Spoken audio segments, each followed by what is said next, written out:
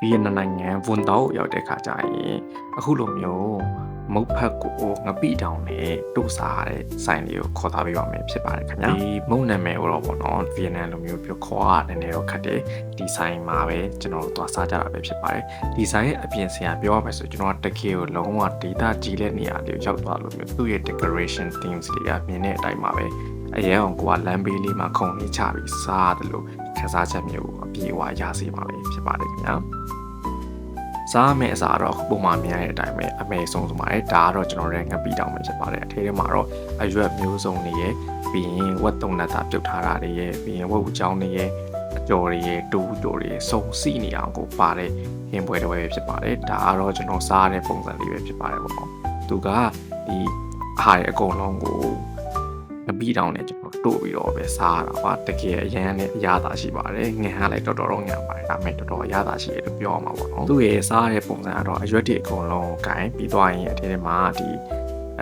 ဝတ်သားတုံးတက်တာပြုတ်ထားတဲ့ဟာလေးကိုထည့်ပြီးဝိုင်းရင်မုတ်ဖက်လေးနဲ့လိတ်ပြီးဝိုင်းခုနငပိတောင်လေးနဲ့တို့ပြီးတော့စားရတာပဲဖြစ်ပါတယ်ဒါအပြင် VNN data အတိုင်းပေါ့နော်သူတို့ကအချင်းရေးပေးထားပြီးတော့မှအဲ့တမယာသီးလေးပြီးအဲ့တမယာသီးလေးတွေကိုကိုပေါ့ကိုကက်ကြီးလေးနဲ့ညှစ်ပြီးဝိုင်းငပိတောင်ထဲကိုထည့်ပြီးတော့စားလို့ရပါတယ်ခင်ဗျာဒီအားပေါ့နော်ဒီနေ့မှာတော့စားကြရတာဒီအားကအသားနဲ့ဆန်နဲ့လာဖြစ်ပြီးကျွန်တော်ဒီဥစ္စာကကြတော့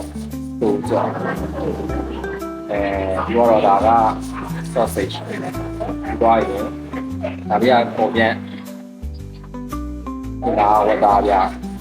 အဲ့ဒီဟာကိုဟိုမုတ်မုံညာဘက်နဲ့ဒီငပိတောင်အားနဲ့တူစား။အားမစားဘူးငပိမွေငါဘက်နဲ့ငပိတောင်နဲ့တူ။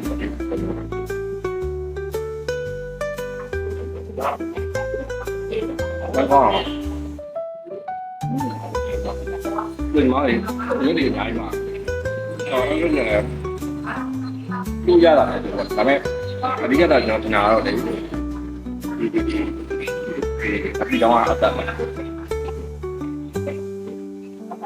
အဲ့တော့မှရပါတယ်စားကနေတော့စားကနေတော့ရတော့